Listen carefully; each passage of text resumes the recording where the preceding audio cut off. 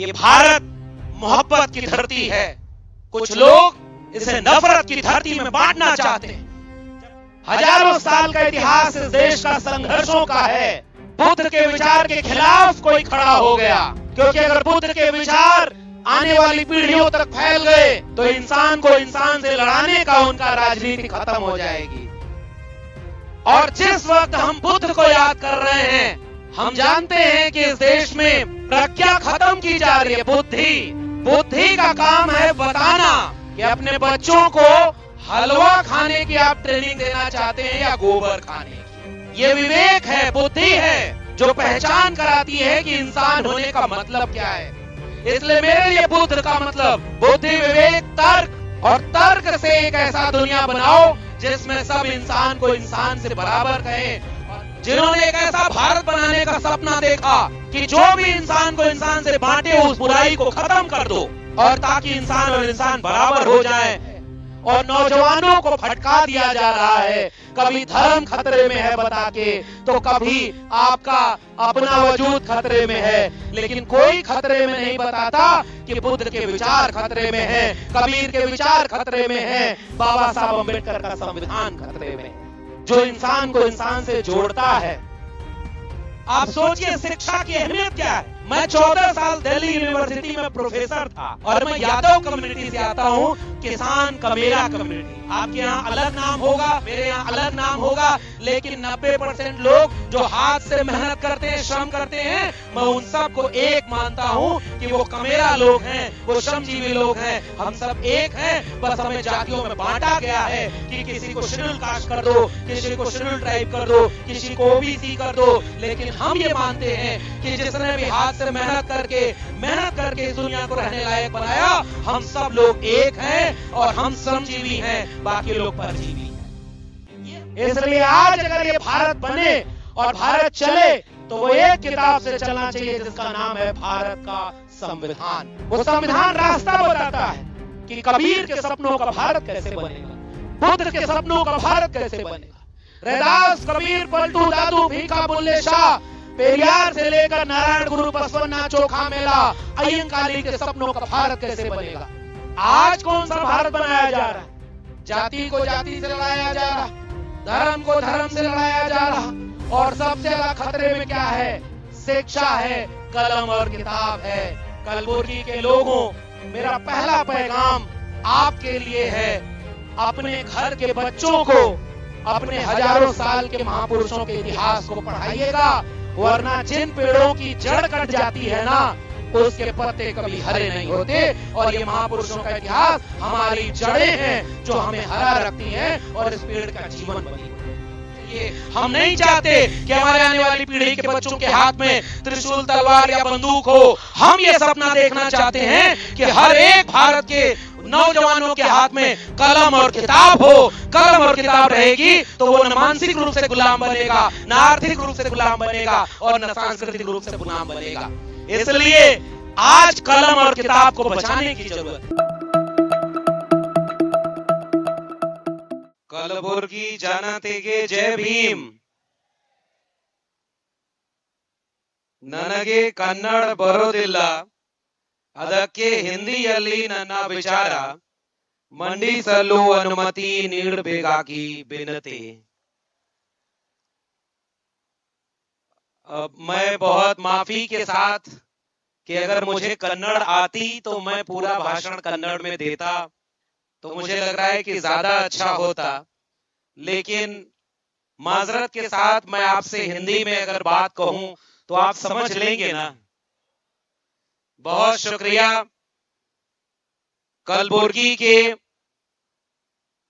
इस बौद्ध सम्मेलन को आयोजित करने के लिए जो आयोजन कमेटी है, उसका बहुत शुक्रिया कि उन्होंने मुझे इस कार्यक्रम में बुला करके कर्नाटक के कलबुर्गी से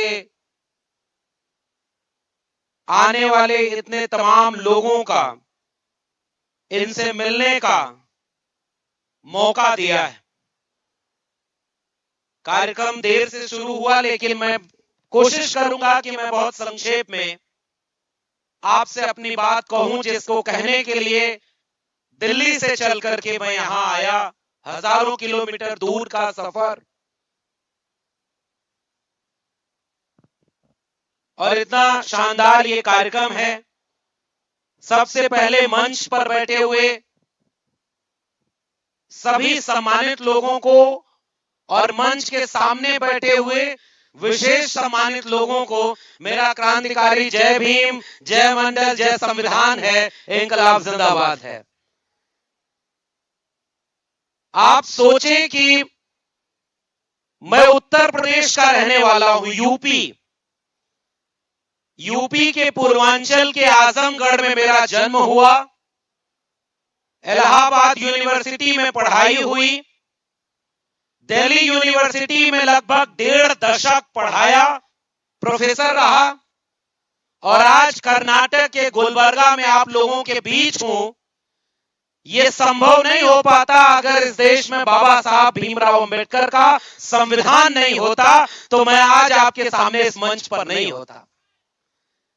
क्योंकि बाबा साहब डॉक्टर भीमराव अंबेडकर ने एक बात कही थी संविधान सभा के वक्त कि भारत एक देश अभी है नहीं, एक राष्ट्र है नहीं, इसे एक राष्ट्र बनाना है। हजारों किलोमीटर के भूगोल पे नक्शे पर खींच दी गई लकीर के बीच आने वाले जमीन के टुकड़े का नाम देश नहीं होता। देश बनता है वहां के लोगों से। अगर यूपी के एक व्यक्ति को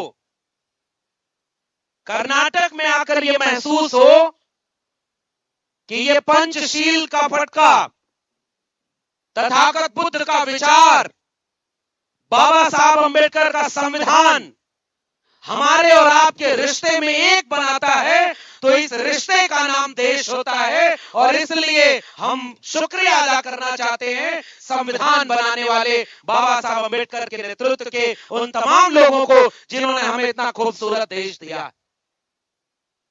और हमारा और आपका रिश्ता क्या है? आप सोचिए, मुझे कन्नड़ नहीं आती, कर्नाटक की अपनी बोली, अपनी भाषा कन्नड़ है, लेकिन यहां कन्नड़ में भी बाबा साहब अंबेडकर, बिरसा मुंडा, छत्रपति शिवाजी महाराज, छत्रपति शाहू जी महाराज, वहां से लेकर के, और ये कर्नाटक तो भगवान बसवन्ना की भी जमीन है। मैं भगवान बसव को भी याद करता हूं कि उन्होंने जो भारत बनाने का ख्वाब देखा था, उसमें एक ही चीज थी, वो थी इंसानियत और इंसाफ। आज हम इंसानियत के इस रिश्ते के नाते हम आप एक हुए। और इस कार्यक्रम का मकसद क्या है? मैं जब आया तो देखा कि यहां इतनी तस्वीरें लगी हैं महापुरुषों की, और इस कार्यक्रम में बाबा साहब डॉक्टर अंबेडकर की तथागत बुद्ध से रिश्ते की बात कही है। मैं जानता हूं कि इस देश में बाबा साहब अंबेडकर ने इंसान को इंसान के बराबर बनाने की लड़ाई लड़ी। जो लड़ाई शुरू की थी तथागत बुद्ध ने। और मेरे लिए बुद्ध एक व्यक्ति का नाम नहीं है, बुद्ध एक विचार का नाम है, जो मनुष्य को मनुष्य के बराबर बनाकर इंसान को इंसानियत का दर्जा देता है। इसलिए आज भी भारत ही नहीं, दुनिया में सबसे पहली मशाल प्रज्ञाशील करुणा के साथ अगर कोई सबसे पहला नाम मुझे लगता है तो वो है तथागत बुद्ध का, जिन्होंने इंसान को इंसान के बराबर बनाने का काम किया। और बुद्ध होने का मतलब क्या है? बुद्ध होने का मतलब है प्रज्ञा। बुद्ध का अर्थ है शील, बुद्ध का अर्थ है करुणा। और जिस वक्त हम बुद्ध को याद कर रहे हैं, हम जानते हैं कि इस देश में प्रज्ञा खत्म की जा रही है। बुद्धि का काम है बताना कि अपने बच्चों को हलवा खाने की आप ट्रेनिंग देना चाहते हैं या गोबर खाने की। यह विवेक है, बुद्धि है। जो पहचान कराती है कि इंसान होने का मतलब क्या है। इसलिए मेरे लिए बुद्ध का मतलब बुद्धि, विवेक, तर्क, और तर्क से एक ऐसा दुनिया बनाओ जिसमें सब इंसान को इंसान से बराबर कहें। और बुद्ध इंसान को बराबर और इंसान के दुख को दूर करने की बात तो आगे, जीवों पर भी करुणा और दया की बात करने वाले उस विचारक का नाम है तथागत बुद्ध। एक बार तथागत बुद्ध से उनके लोगों ने पूछा कि आपका सबसे प्रिय संदेश क्या होना चाहिए दुनिया के लिए। और जो वाक्य तथागत बुद्ध ने बोला उसे मैंने दर्ज कर लिया है अपने लिए, और ये बात हर मंच पर बोलता हूं। तथागत बुद्ध ने कहा कि किसी किताब में लिख दिया हो तो सच मत मान लेना, कोई व्यक्ति कह दे तो भी सच मत मान लेना, ढेर सारे लोग भी कहें तो भी सच मत मानना, जो तुम्हें सच लगे उसे ही सच मानना। अपदीपो भव, यानी अपना दीपक स्वयं बनो, उस विचार का नाम है तथागत बुद्ध। इसलिए हम बुद्ध को अपना नायक, अपना मसीहा और अपना पुरखा मानते हुए उन्हें याद करते हैं। और बुद्ध के विचार को फिर से रोका गया इस देश में। हजारों साल का इतिहास इस देश का संघर्षों का है। बुद्ध के विचार के खिलाफ कोई खड़ा हो गया, जिन्होंने कोशिश की कि बुद्ध की किताबों को जला दें, बुद्ध के विचारों को रोक दें, क्योंकि अगर बुद्ध के विचार आने वाली पीढ़ियों तक फैल गए तो इंसान को इंसान से लड़ाने का उनका राजनीति खत्म हो जाएगी। लेकिन बुद्ध के विचार को आगे बढ़ाया, समानता के विचार को, न्याय के विचार को, तर्क के विचार को भक्ति आंदोलन के संतों, महापुरुषों और हमारे गुरुओं ने आगे बढ़ाया, जिसमें सबसे पहला नाम बाबा साहब अंबेडकर, जिन्हें सबसे पहला गुरु मानते थे। उन तथागत बुद्ध के बाद मैं दूसरा नायक को याद कर रहा हूं जिन्हें बाबा साहब अंबेडकर अपना दूसरा गुरु बनाते थे, और उनका नाम है संत कबीर। मोको कहां ढूंढे रे बंदे, मैं तो तेरे पास में, ना मैं मंदिर, ना मैं मस्जिद, ना काबे कैलाश में, ना मैं जप में, ना मैं तप में, ना मैं व्रत उपवास में, खोजी हो तो तुरते मिल हो पल भर की तलाश में। कहे कबीर सुनो भाई साधो, मैं तो हूं विश्वास में। उस पुर के कबीर को मैं इस मन से याद करना चाहता हूं, जिन्होंने इंसान को इंसान के बराबर बनाने की लड़ाई लड़ी। तुम कद बाबन, हम कद सूद, हम कद लोहू, तुम कद दूध, एक बूंद ते सब उत्पन्ना, कौन बाबन कौन सूदा। यानी जाति व्यवस्था को जो बांटा गया कि इंसान को इंसान से बांट दो, उसे तोड़ने वाले विचारकों में हमारे संत, भक्त और महापुरुषों का विचार रहा। संत गुरु रविदास ने लिखा कि जस केलन के पात पात में पात, दस मानुष के जात जात में जात, रविदास मानुष न जुड़े जब तक जाति न जात। उस महात्मा रविदास को मैं याद करना चाहता हूं, जिन्होंने एक ऐसा भारत बनाने का सपना देखा कि जो भी इंसान को इंसान से बांटे उस बुराई को खत्म कर दो, और ताकि इंसान और इंसान बराबर हो जाए। तब हमारे गुरुओं ने लिखा, ऐसा चाहूं राज में जहां मिले सबन को अन्न, और छोट बड़ो सब संब से रविदास रहे प्रसन्न।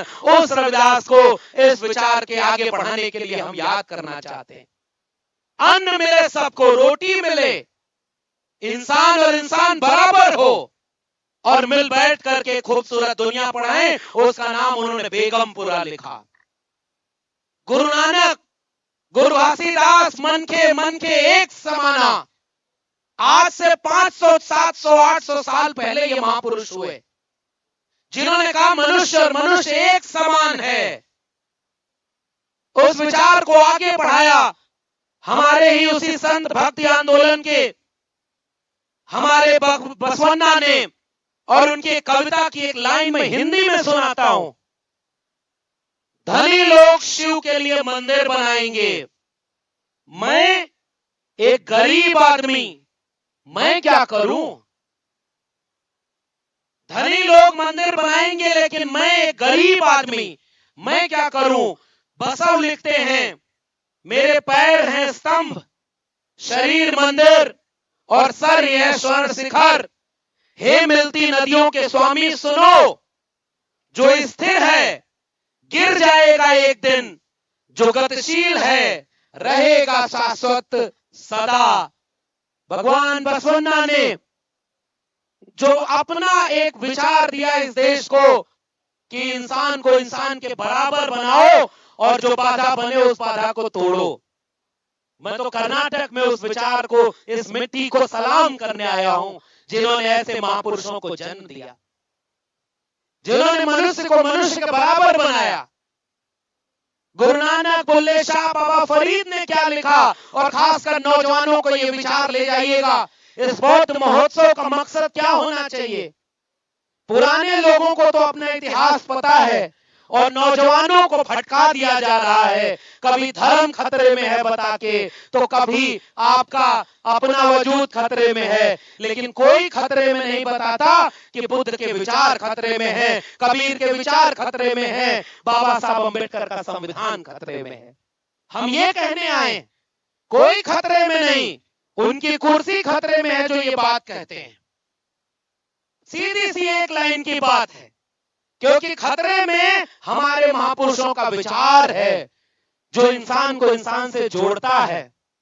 बाबा साहब डॉक्टर भीमराव अंबेडकर ने अपना तीसरा गुरु जिन्हें बनाया, और यही बगल में महाराष्ट्र है, महाराष्ट्र की जमीन जिन्होंने छत्रपति शिवाजी को जन्म दिया।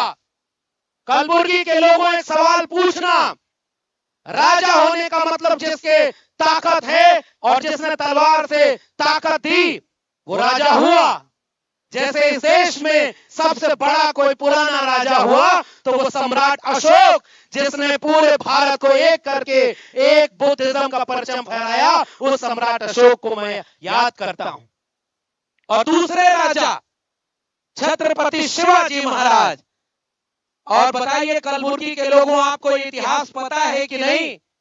छत्रपति शिवाजी जब छत्रपति की कुर्सी पर बैठने को हुए तो राज तिलक करने से मना कर दिया गया। बताइए पता है कि नहीं? आप बताइए, आपको पता है कि राज तिलक नहीं करने दिया? क्यों नहीं करने दिया? क्योंकि वो शूद्र कहते थे कि ये शूद्र है, इसको कैसे हम राजा बना देंगे। छत्रपति शिवाजी का दूसरी बार राज तिलक हुआ, पहली बार बाहर से कोई बुलाया गया, लेकिन छत्रपति शिवाजी अपने न्याय के विचार में अपने जनता के लिए छत्रपति थे, छत्रपति हैं और छत्रपति रहेंगे, क्योंकि उन्होंने मानवता के विचार को आगे बढ़ाया। उनकी लड़ाई धर्म की लड़ाई नहीं थी।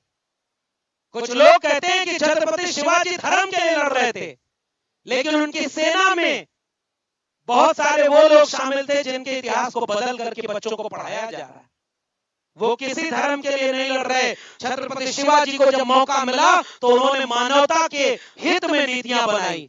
उसके बाद उसी महाराष्ट्र के दूसरे छत्रपति को याद करता हूं जिसका नाम छत्रपति शाहू जी महाराज था, जिन्होंने आज से 150 साल पहले अपने राज्य में जाति जनगणना कराई और देखा कि अगर उनके राज्य में जिनकी आबादी 90% है, उनके लोग राज चलाने में 5% भी नहीं, जिनकी आबादी 5% 10% है, वो राज चलाने में 90-95%। तो 26 जुलाई 1902 को पहली बार आरक्षण लागू करके गरीबों, वंचितों और दलितों, पिछड़ों को हक दिलाने वाले राजा का नाम छत्रपति शाहू जी महाराज है। इसलिए हम उस विचार को याद करना चाहते हैं कि बराबरी सबको होनी चाहिए, और बराबरी के, समानता के, न्याय के विचार का नाम है सामाजिक न्याय।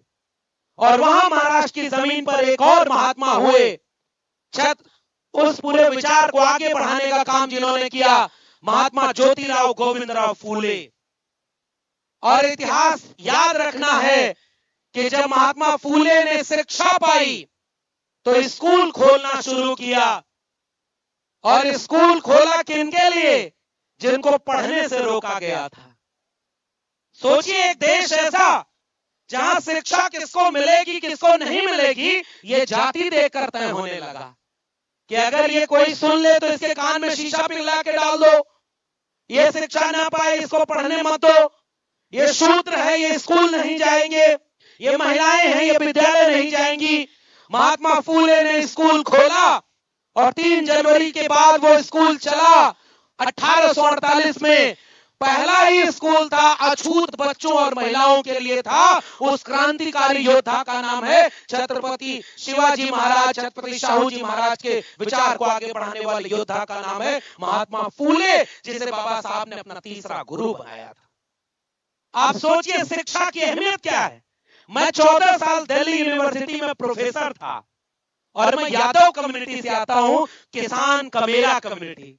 आपके यहाँ अलग नाम होगा, मेरे यहाँ अलग नाम होगा, लेकिन 90% लोग जो हाथ से मेहनत करते हैं, श्रम करते हैं, मैं उन सबको एक मानता हूं कि वो कमेरा लोग हैं, वो श्रमजीवी लोग हैं। हम सब एक हैं, बस हमें जातियों में बांटा गया है कि किसी को शेड्यूल कास्ट कर दो, किसी को शेड्यूल ट्राइब कर दो, किसी को ओबीसी कर दो। लेकिन हम ये मानते हैं कि जिसने भी हाथ से मेहनत करके इस दुनिया को रहने लायक बनाया, हम सब लोग एक हैं और हम श्रमजीवी हैं, बाकी लोग परजीवी हैं।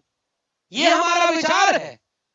और बाबा साहब के गुरु महात्मा फूले ने जो स्कूल खोला, वो अछूत बच्चों के लिए खोला और स्कूल में शिक्षिका बनाया माता सावित्रीबाई फूले को।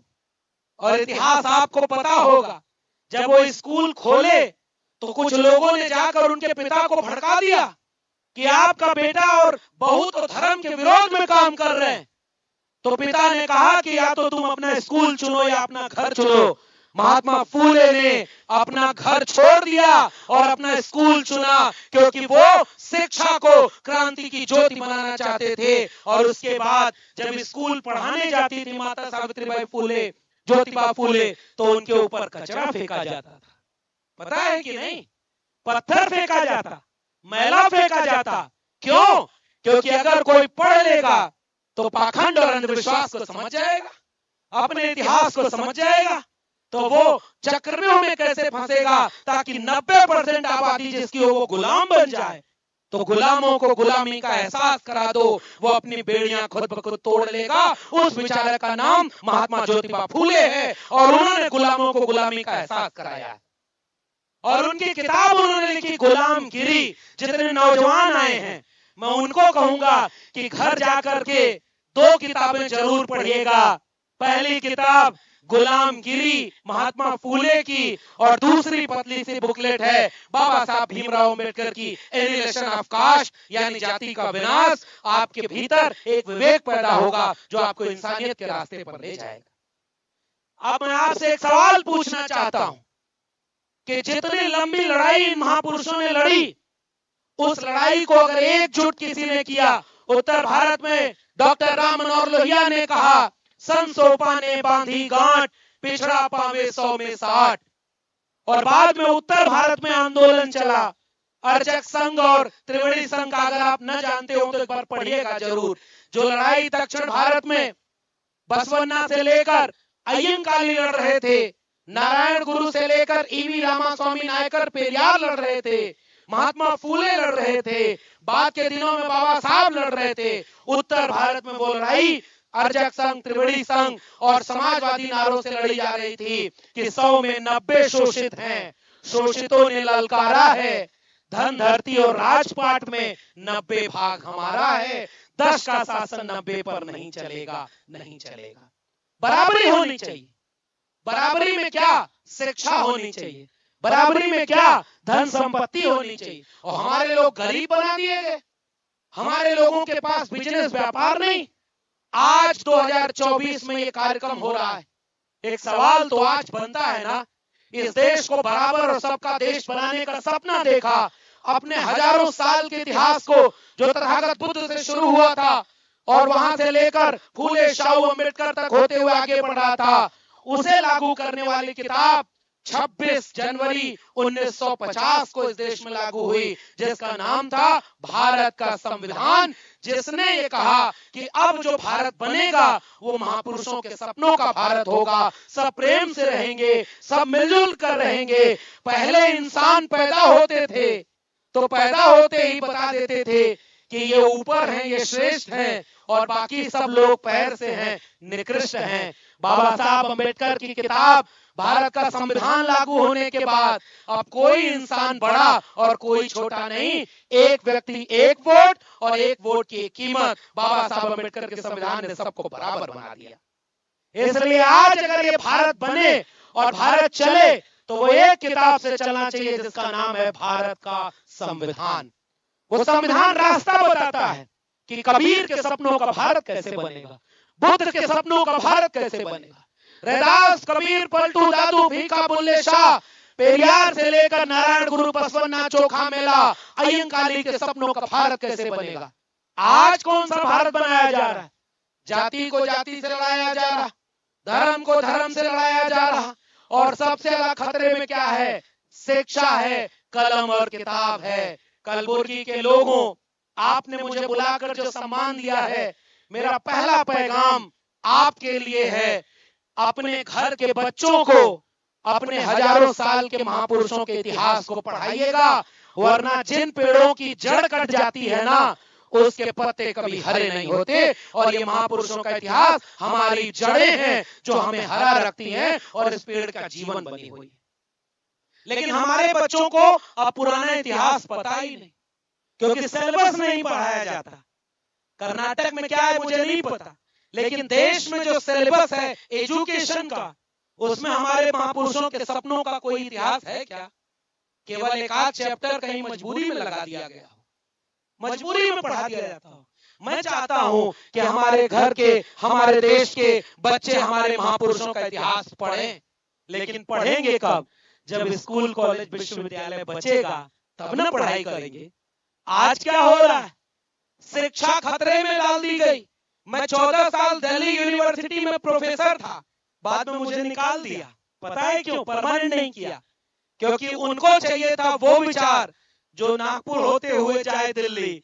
हमारे लिए ये विचार था जो बुद्ध होते हुए मानवता के लिए जाए। तो बुद्ध की बात करने की सजा मुझे मिली कि मुझे उन्होंने कबूल नहीं किया, मगर हमने भी सोचा, एक शेर है कि जुल्म के साये में लब खोलेगा कौन, और हम भी चुप रहे तो फिर बोलेगा कौन। इसलिए बाबा साहब अम्बेडकर बोले तब हम यहां खड़े हैं। बाबा साहब अम्बेडकर के 4 बच्चे कुर्बान हो गए। बाबा साहब अम्बेडकर का अपना परिवार अच्छा नहीं चल पाया। माता रमाई का वो ध्यान नहीं रख पाए। अपनी चिट्ठी माता रमाई को लिखते हुए बाबा साहब कहते हैं कि माफ करना, मैं तुम्हारे लिए अच्छा जीवन नहीं जी पाया। एक पत्रकार एक बार रात के अंधेरे में डॉक्टर अंबेडकर के पास मिलने पहुंचा। वो जाकर कुछ लिख रहे थे। पत्रकार ने पूछा कि डॉक्टर अंबेडकर आप सोए नहीं? कलबुर्गी के लोगों इस वाक्य को याद रखिएगा, हमारे ऊपर कर्ज किन लोगों का है। डॉक्टर अंबेडकर ने कहा, मैं जाग रहा हूं क्योंकि मेरा समाज सो रहा है। उस सोते हुए समाज को जगाने के लिए मुझे जागना पड़ रहा है। और आज मैं आपसे एक सवाल पूछकर जा रहा हूं, 2024 का भारत क्या बाबा साहब अम्बेडकर के सपनों का भारत है? यह सवाल आप भी पूछिएगा अपने आप से। और अगर आज हमारे सपनों का भारत बाबा साहब का नहीं है, तो हमें अपना काम सोचना होगा कि कहीं गलती हमसे तो नहीं हो रही। बाबा साहब के सपनों के आंदोलन कहां रुक गए? हमारे बनाए हुए संगठन कहां बिखर गए? और जिसकी आबादी 90%, क्या दिल्ली में उनका शासन हो पाया? नहीं हो पाया। दिल्ली में तो जिनका शासन है, विदेश में जाकर कहते हैं मैं बुद्ध के देश से आया हूं। हम सब का सीना चौड़ा होता है कि भारत की पहचान किसी नफरत करने वालों से नहीं, मोहब्बत करने वाले तथागत बुद्ध से दुनिया भर में है। इससे हमारा सीना चौड़ा हो जाता है। लेकिन वही लोग जब देश में लौटते हैं तो बुद्ध के खिलाफ युद्ध छिड़े हुए हैं। बताइए सही कि गलत? इंसान को इंसान से लड़ा रहे, जाति को जाति से लड़ा रहे, धर्म को धर्म से लड़ा रहे। बुद्ध का पैगाम है मोहब्बत का पैगाम। कोई लड़ाई धर्म की लड़ाई और इस तरह की लड़ाई हमारी लड़ाई है। हमारी लड़ाई मानव को मानव के बराबर बनाने की है। इस मंच का इस्तेमाल इंसानियत के पैगाम को घर घर पहुंचाने की। लेकिन ये लड़ाई लड़ी कैसे जाएगी? मैं एक आखिरी में 2-4 बात कह के विदा लूंगा, क्योंकि और लोग भी, बहुत सम्मानित लोग बैठे हुए हैं, वो लोग भी अपनी बात रखेंगे। मैं आखिर में 2 बातें कह के जाना चाहता हूं। कोई लड़ाई कब लड़ता है? जब उसे पता होता है कि उसके पैरों में जंजीर पड़ी है। पहले उसे एहसास तो हो कि उसके पैरों में जंजीर है, तब वो जंजीर खोलने की कोशिश करेगा। जिस कौम को पता ही नहीं कि उनके पैरों में गुलामी की बेड़ियां जकड़ी जा रही, उनको पाखंड और अंधविश्वास में ढकेला जा रहा। अगर आप हिंदी समझ रहे हैं तो मेरी इस बात का जवाब दीजिए कि आजकल नए नए बाबा पैदा नहीं हो गए। अगर पेट में पथरी है तो मंत्र फूंक के हवा में कैंची चलाया और कहा जाओ पथरी का इलाज हो गया, और मरीज भी खुश हो के कह रहा बाबा की जय। बताइए देश कर्मकांड और अंधविश्वास में जा रहा है कि नहीं? अगर ऐसे बाबा चमत्कारी हैं तो देश भर के हॉस्पिटल में एक एक बाबा बिठा दो, गरीबों का इलाज कम से कम अच्छे से हो जाए, कोई गरीब दवाई के बिना मर न जाए। हम तो ये चाहते हैं अगर इतना ही चमत्कार है। लेकिन इस देश में लोगों को क्या चाहिए? गरीब आदमी को पढ़ाई और कमाई चाहिए, दवाई चाहिए, खेत को सिंचाई चाहिए और जेब में कमाई चाहिए, और आने वाली पीढ़ी के बच्चों को पढ़ाई चाहिए। हम नहीं चाहते कि हमारे आने वाली पीढ़ी के बच्चों के हाथ में त्रिशूल, तलवार या बंदूक हो। हम ये सपना देखना चाहते हैं कि हर एक भारत के नौजवानों के हाथ में कलम और किताब हो। कलम और किताब रहेगी तो वो न मानसिक रूप से गुलाम बनेगा, न आर्थिक रूप से गुलाम बनेगा और न सांस्कृतिक रूप से गुलाम बनेगा। इसलिए आज कलम और किताब को बचाने की जरूरत है। और आपको पता है जिनको आपने सरकार चुना, ये राजनीतिक मंच नहीं इसलिए मैं किसी का नाम नहीं ले रहा हूं, लेकिन जानकारी तो देनी पड़ेगी ना। अगर कोई सरकार में बैठकर कहे कि आपके स्कूल बंद किए जाएंगे, सरकारी स्कूल बंद किए जाएंगे, डीयू, मैं दिल्ली यूनिवर्सिटी में प्रोफेसर था और दिल्ली यूनिवर्सिटी सरकार की यूनिवर्सिटी होती है, जेएनयू सरकार की यूनिवर्सिटी होती है, जितने भी सेंट्रल यूनिवर्सिटीज हैं वो सरकार के पैसे से चलती हैं, और सरकार के पास तो अपना कोई पैसा होता नहीं, हमारा और आपका जनता का पैसा सरकार के पास होता है। ताकि किसी की जेब में अगर पैसा नहीं है तो भी उसके बेटे बेटी को अच्छी शिक्षा देना राज्य की जिम्मेदारी है। बाबा साहब अम्बेडकर के संविधान में यह लिखा हुआ है कि राज्य अगर अच्छी शिक्षा देगा तो हर हाथ में कलम पहुंचेगी। मानिए अगर कोई गरीब पैदा हो गया तो उसको शिक्षा भी नहीं मिलेगी।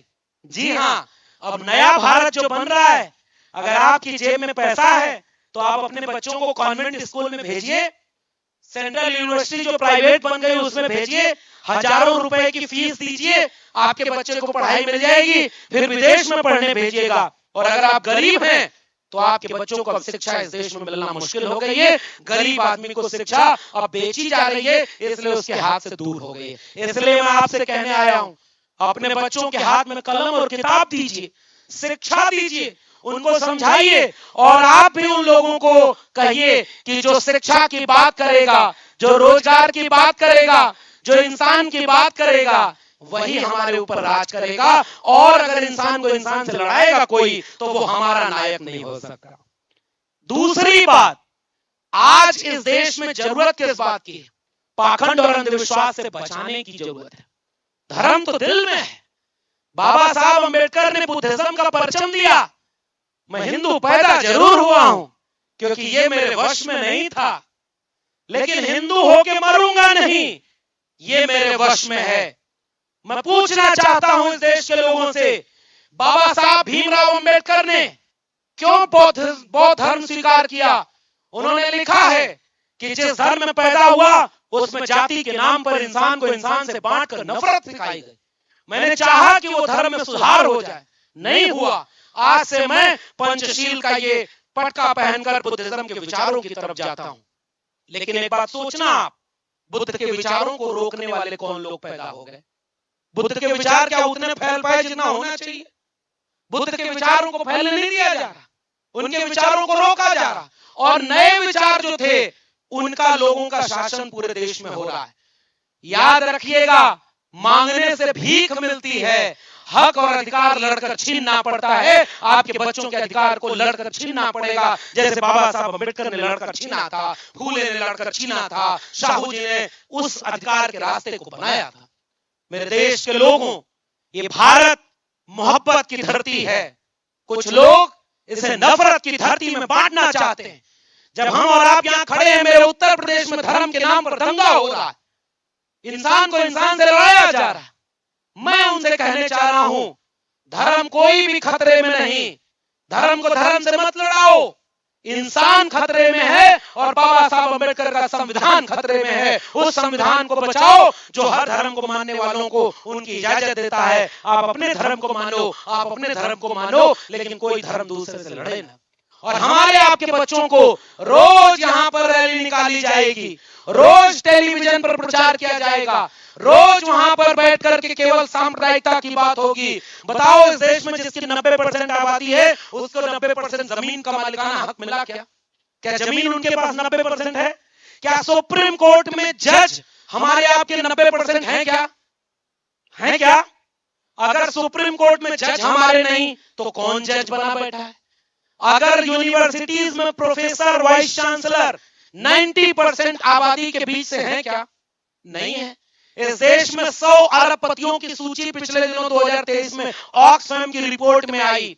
100 अरबपतियों में से 90% अरबपति 10% लोगों के बीच से आते हैं। आदिवासियों का एक भी अरबपति नहीं, दलित समाज के गिने चुने हैं, ओबीसी समाज के 1-2 हैं। कहां है हमारे लोग? एक बात सोचिएगा, ऑक्सफैम की रिपोर्ट मीडिया पर आई, टेलीविजन चलाने वाले 121 बड़े पदों पर एक भी हमारे लोग नहीं है, एक भी आदिवासी नहीं, एक भी दलित नहीं, एक ओबीसी है। तो देश कौन चला रहा है? हम ये जानना चाहते हैं। इसलिए बहुजनों, एक होने का वक्त है, एक होने का, क्योंकि हमारे पुरखों ने एक होने की लड़ाई लड़ी, इंसान को इंसान के बराबर होने की।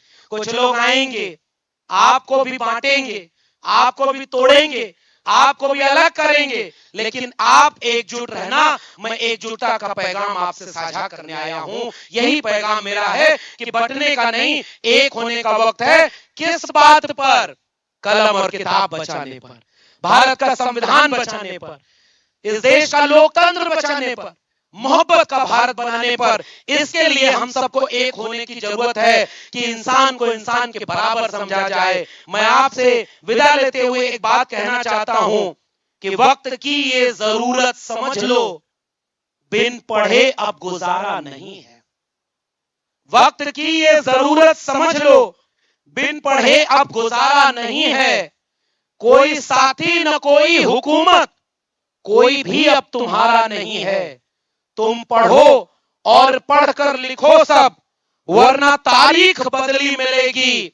अब कलम और कागज से बेहतर दूसरा कोई चारा नहीं है। अब कलम और कागज से बेहतर दूसरा कोई चारा नहीं।